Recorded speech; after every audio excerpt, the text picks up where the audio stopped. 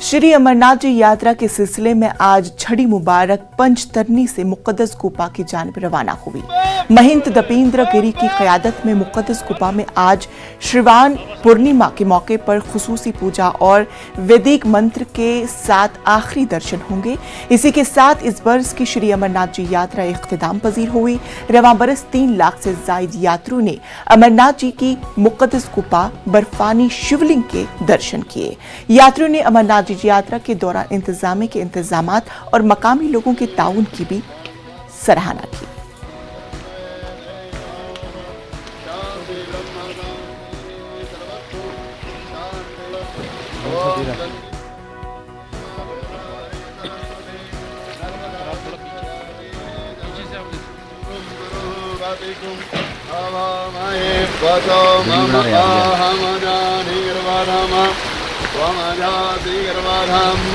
अम्बे अम्बके अम्बालिके नमनायति कश्चन तस्वगः सुभद्रिका रामलीलावत।